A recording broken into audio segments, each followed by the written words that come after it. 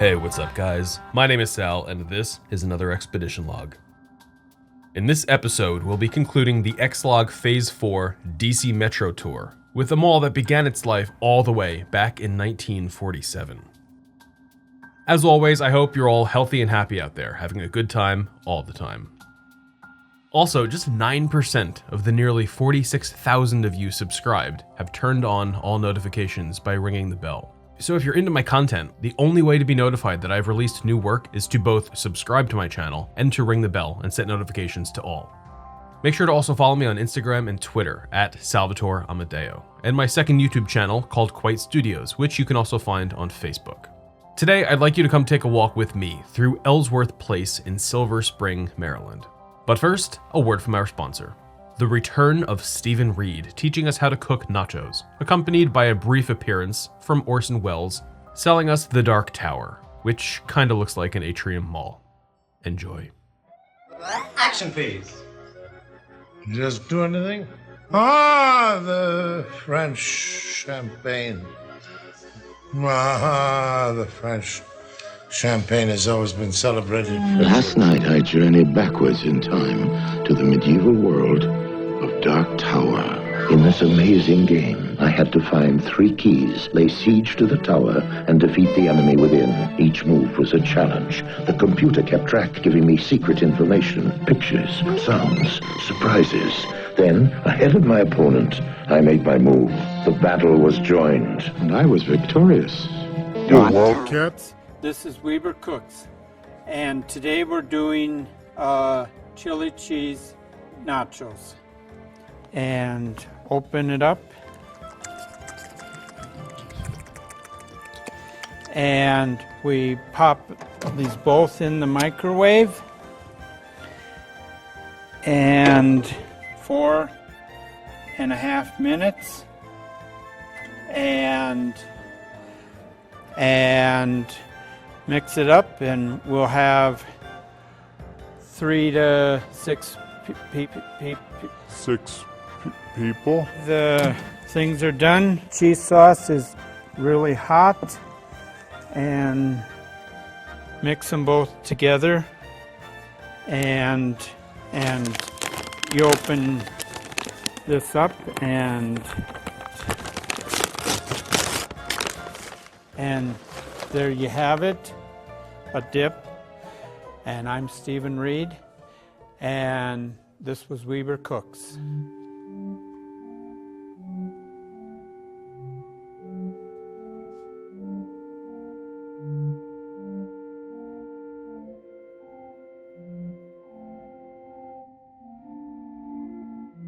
There is a California champagne by Paul Masson, inspired by that same French excellence. So Paul Masson. In 1947, Hecht was expanding into the suburbs and opened a 3-story location in Silver Spring, Maryland. A few years later, it was expanded to 5 floors, and the store would stay open until 1987. The building was then repurposed, bringing the Ellsworth Place Mall to life in Silver Spring. Back in the 90s and all the way up through the mid-2010s, the aesthetic language at this mall was full of pastels and had an overall cold feeling.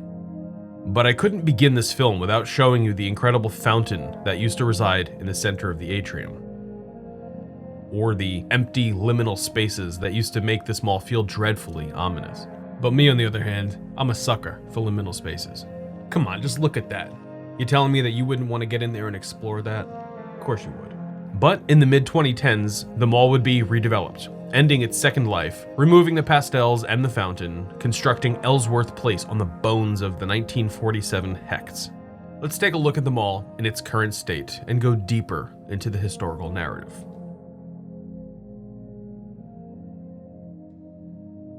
Welcome to Silver Spring, Maryland, at the Ellsworth Place Mall. The history of this place is actually fascinating, and so is the entire history of Silver Spring itself. Back when World War II ended, the Hecht company began opening stores in the suburbs, which many saw as a controversial move. The department store was a staple in downtown areas, and local communities thought that the company might have been moving towards a lower-end retail stance. They weren't, but people couldn't let go of the downtown ideal of shopping and they pushed back. But despite the community speaking out, the downtown Hecht store was successful, and it was expanded to 5 floors within a few years of its opening. By 1978, the DC Metro had brought service to Silver Spring when the station opened along its Red Line. Yet the city was declining into the 1980s as everything was moving further out towards the suburbs. By this time, the Silver Spring Hecht's was the last location in the chain to offer low-cost budget merchandise. And then, Regional VP Jack Boonshaft was quoted saying, quote, "We don't find that the better customer is shopping in Silver Spring. She seems to have migrated further out in the suburbs." Close quote.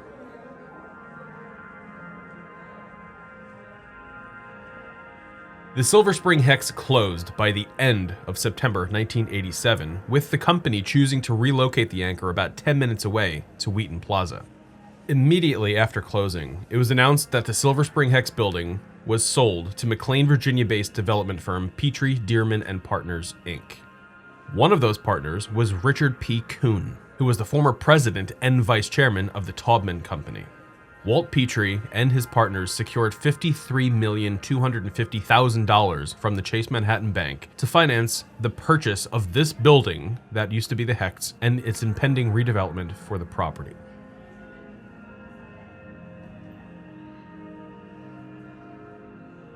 Surrounding the sale of this historic Hecht's building, several other developments were also in talks, and these developments would affect City Place Mall in a huge way. Most notable of these projects, there was the Silver Triangle project. First announced in December of '86, this regional mall would bring an upscale set of retail offerings to Silver Spring, including Macy's and Nordstrom, who signed letters of intent to open anchors at the mall. After a set of contentious hearings, the planning board approved the Silver Triangle project on September 29, 1988. By December, an opposition citizens group filed a lawsuit seeking to overturn the project's approval. Nordstrom backed out of the project by June, and a circuit court overturned the planning board's approval for the project by July. The Silver Triangle was back on the table by December 1989, and there was a heated election in September of 1990 when a county executive showed strong support for the Silver Triangle, costing them the election. By January 1991, a Maryland High Court reversed the circuit court's decision reinstating the Silver Triangle project. JCPenney took Nordstrom's slot and signed on to the project in June. And by January 1992, Macy's was in the midst of bankruptcy proceedings, filing for protection, essentially stifling the entire project with no road forward to bring the Silver Triangle to fruition.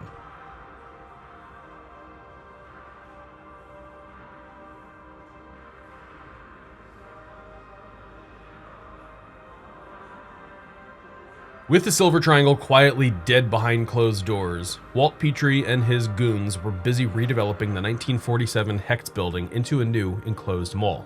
This windowless limestone structure had been given historical status by Montgomery County, which both prevented any future developers from remodeling the exterior and forbidding one single retail department store from operating in its space. Petrie stressed that the remodeling planned for the structure would complement the Art Deco design language showcased in the adjacent historic buildings around Silver Spring. The plans that Petrie submitted to the planning board estimated the project to cost between $70 and $100 million, and its approval marked the first major retail development for Silver Spring in 40 years.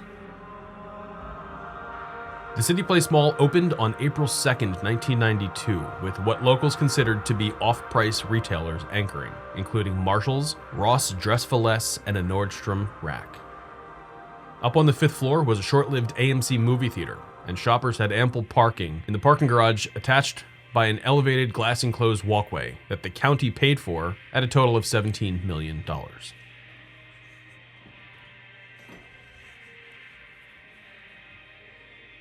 Just 2 years after opening, the City Place Mall was already struggling, with many vacant storefronts.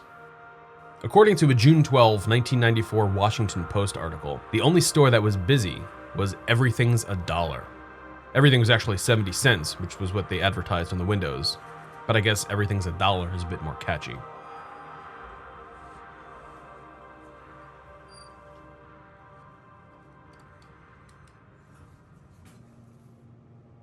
The article goes on to explain that Walt Petrie directly blamed the stalled Silver Triangle project for the troubles at City Place Mall. Silver Triangle was set to develop a vacant site adjacent to City Place, and that empty lot seemingly detracted from the two-year-old mall's image. At the time the article was written, Walt Petrie was quoted saying the following, quote, "We're getting killed. We're having a hell of a time leasing the center. We've got to find a way to clean up the area adjacent to us. We need some help. We're sitting here next to a blighted area that should have been built, having a hard time convincing potential tenants that even though sales are pretty good, they ought to be here." Close quote. Further stated, in a March 1993 letter to Montgomery County Executive Neil Potter, Petrie pleads with the county government to, quote, "help City Place through some difficult financial times," close quote, suggesting that the county just give City Place some tax breaks, or straight up help pay off its loan. The county turned the request down, but politely formed a task force to discuss the proceedings, so as not to upset Mr. Petrie. The loan Petrie and his buddies secured through Chase Manhattan was scheduled to expire 10 months prior to the Washington Post article being written, but it was renewed because the gentlemen were unable to attract a long-term investor at City Place Mall, such as a big insurance company. They were on their own, the air was thick with talk of bankruptcy and foreclosure, and the failed Silver Triangle project was casting a gnarly stigma over City Place Mall every day.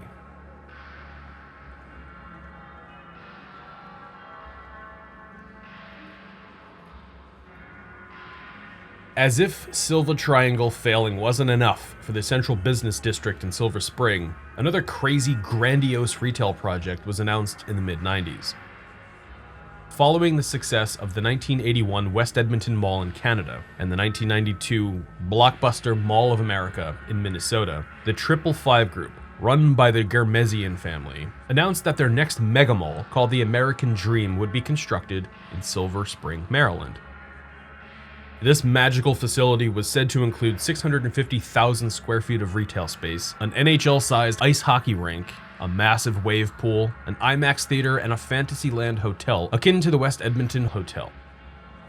Perhaps locals wanted more from the project, but most likely they were compelled by Walt Petrie and his minions, and a full performing arts center and mini golf course were also added to the project at their behest. By the end of 1996, Montgomery County had given up on the project after funding just couldn't be secured, and the American Dream project wound up stalling for decades, but it was finally constructed up at the Meadowlands in New Jersey.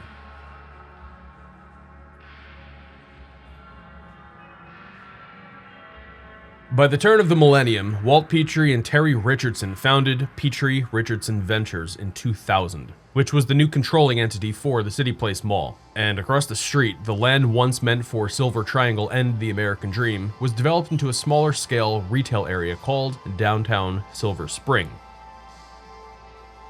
The area directly around City Place Mall gained some much needed notoriety with the influx of new national chains such as DSW, Whole Foods, and Taylor Loft and Office Depot. New restaurants included Panera Bread, Nando's Peri Peri, Fuddruckers, Red Lobster, Potbelly, and Cold Stone Creamery. A 20-screen Regal Cinema opened directly across from the mall, which ultimately led to the closure of City Place Mall's inline AMC movie theaters. While the local community was choosing to patronize downtown Silver Spring over City Place Mall, Walt Petrie and his boys saw these changes and felt that their location got a boost from these nearby retail additions. But in reality, City Place Mall was falling into disrepair and obscurity. By 2003, they decided it was time to double down and invest some money back into City Place Mall. The Nordstrom Rack was shuttered when the $5 million renovation was announced, and its vacant storefront would be redesigned as an updated entrance at Fenton Street and Ellsworth Drive. They would also turn some of the mall's old dock space into new retail storefronts, and they would add an updated 3,000 square foot cobblestone eatery inside the mall. By 2005, the downtown Silver Spring area was on its way up, and it was awarded the Rudy Bruner Award for Urban Excellence with a successful revitalization campaign called Silver Sprung, pumping some life and money back into the area. Around this time, Silver Spring was doing pretty well, and the City Place Mall had a fairly healthy occupancy, along with respectable sales per square foot. Around the mid-2000s is when I started visiting this area when I was in college. The entire DC metro area and Silver Spring, Bethesda, Rockville, all of these cities and locations are where I played most of my concerts back through college, including an orchestra that I helped to co-found and ultimately would be forcibly removed from that orchestra, which actually led to the creation of the Expedition Log series. So this whole DC Metro tour has been kind of painful for me to produce, but I couldn't help but show you guys these locations, because that's just what I do. Trust me when I say that there can be just as many scumbags running an orchestra than there are in cubicles, and they're far more insidious, most of whom will call you family. Into the 2010s, City Place Mall was beginning to show signs of its age, especially since its foundation and bones were built in 1947. Walt Petrie had announced plans in the past to radically renovate the property, such as a 2007 announcement to add 200,000 square feet of office space above the mall. Those office plans fell through, but they remain approved, of which Petrie retains the air rights to develop the space above the 5th floor. Petrie and his retail tycoons were completely upside down on their loan by 2008, and they were facing foreclosure in a very real way. In 2010, a three-party deal was set up to sell City Place Mall to Hartford, Connecticut-based Hutensky Capital Partners for $22.8 million, and the bank that issued the loan to Petrie agreed to discount their remaining balance, allowing Petrie to shed the debt from its books. 1 year later, it was announced that Hutensky would be partnering with Petrie to redevelop the City Place Mall into the outlets at Silver Spring. These plans would fall through over the next year when Petrie put together another sneaky deal to reacquire the mall. In 2012, Walt Petrie partnered up with DC-based Rockwood Capital to secure financing to buy back the mall from Hutensky for $28 million. The Petrie-Rockwood joint venture quickly announced plans to completely overhaul the property by 2013. Over the next 4 years, the mall would undergo a serious redevelopment.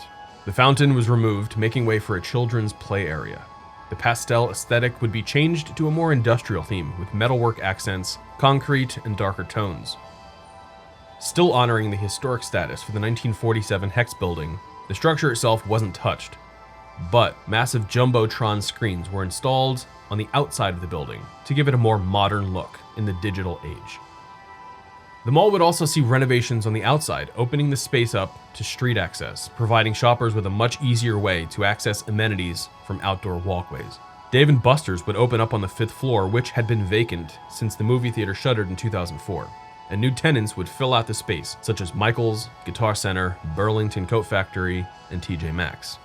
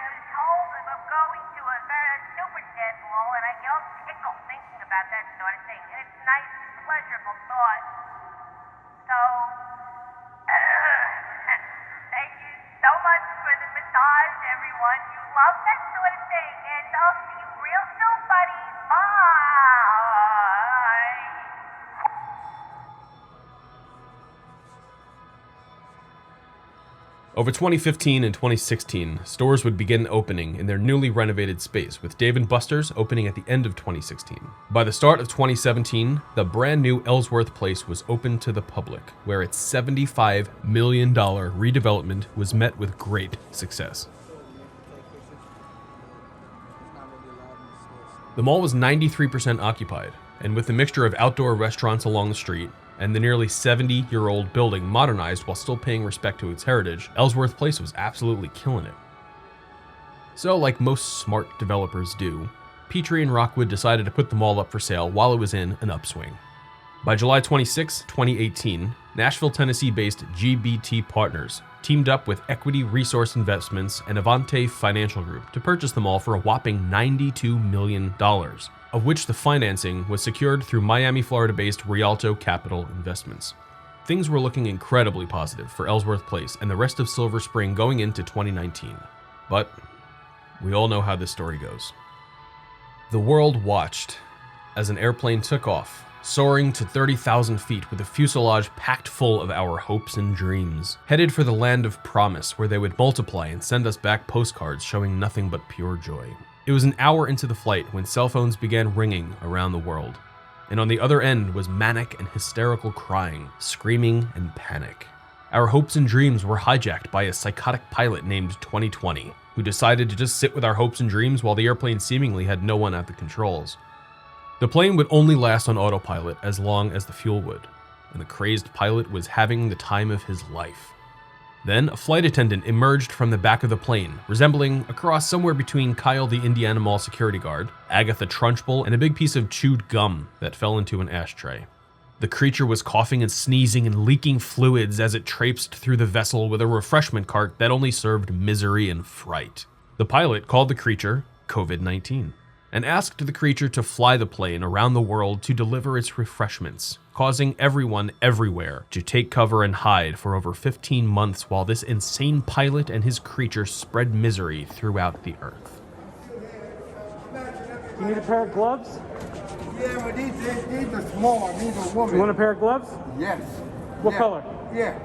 Well, you make the pick. I really need. I wear size 34 pants. I got you. Yeah. Excuse me. Pants are cheap. They're $10 at TJ Maxx. All right. Dude looks like he needs pants. I feel bad. So I'm gonna go to the someplace and I'm gonna get him a pair of pants and gloves because that's the decent thing to do.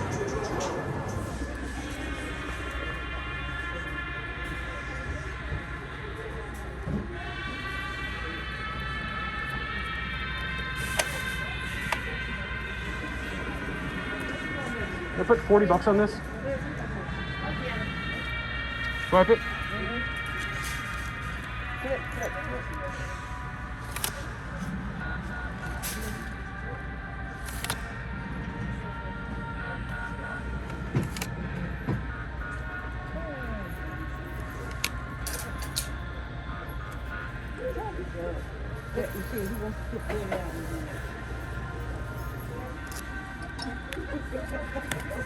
Don't forget the gift card. Got you. Thank you.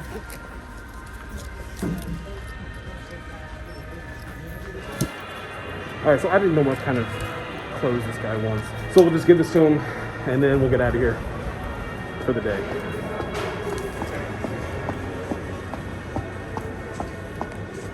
Oh man, I knew you wanted to give me. You brought me a gift card. I got you a gift card. Okay, where's it? TJ Maxx. TJ Maxx, $40. Oh man, thank you. I'm gonna buy me something nice. Get something warm for yourself, Yeah, all oh right? yeah, I will. I love to. Be safe, bud. I Be will. safe. Thank you. Hey, what's your name? Another Nat. Nat? Sal. Sal from New York. Me too. I was born in Harlem. Yeah, 125th and Lexington. Up on St. Luke's. Malcolm X and 135th. Yeah, brother. Madison, Fifth Avenue. I'm from Brooklyn, Best Side. Oh yeah, I was a transplant down to Jersey. But Cherry Hill, Piscataway, yeah, man. Pine Deck. Look, you got something good. Yeah, Be hold safe, on. all right? I'm gonna go there. I'm gonna take my girl in there. We go. All right, man. You be good.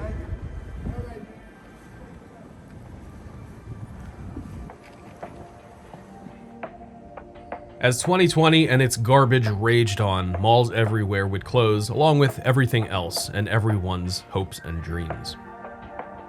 When they began reopening, I made my way out to document their condition, among which Ellsworth Place was on my list. I showed up here in January 2021, and it wasn't nearly as bad as I thought it would be. I wouldn't classify this place as a dead mall by any means, even during and post-COVID. It's got a ton of budget stores and lots of outdoor accessible eateries, and it's a wonderful atrium mall with a great mix of tenants. But I don't foresee this mall failing anytime soon. And as the world is now starting to open back up in full, I can imagine a massive resurgence in mall occupancy and patronage to Ellsworth Place. I'd like to thank all of you so much for watching my video. I wasn't actually going to do a piece on Ellsworth Place because it was doing so well. But during the pandemic lockdown, I wanted to keep filming joints for all of you to keep the content flowing. I also wanted to keep an eye on both dead and thriving locations to see a dichotomy of what the pandemic was doing to each, respectively. Thanks especially to my patrons and elite explorers for supporting me directly. Your dollars go right into the production costs of the ExLog, like equipment, cloud storage, local services, gas and hotel while traveling, and anything else that it takes to sustain myself while out on expedition or home producing. I've got some awesome trips planned and booked already, so please stay tuned to my social media for updates between the episodes. You can find me on Twitter and Instagram with my handle @SalvatoreAmadeo, where I post behind the scenes stuff and my musings most often. If you're into Facebook, I'm there @QuiteStudios. But to get hold of me easiest, download the Discord app and click the link down in my description to join the Dead Malls of Discord server. DMod is awesome, and we've just surpassed 3,000 members on the server.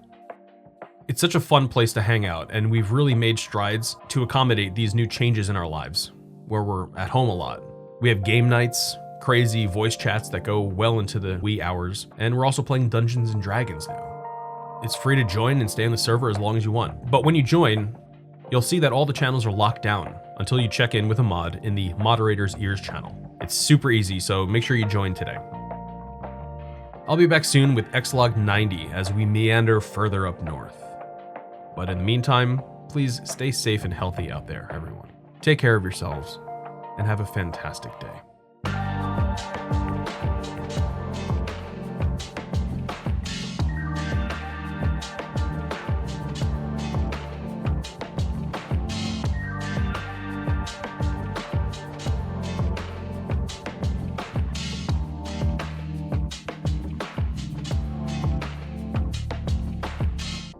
And I was victorious. Wildcats. This is Weber Cooks. And I'm Stephen Reed. And this was Weber Cooks. It's fermented in the bottle, and like the best French champagne, it's vintage dated. So Cut. pour ma sauce.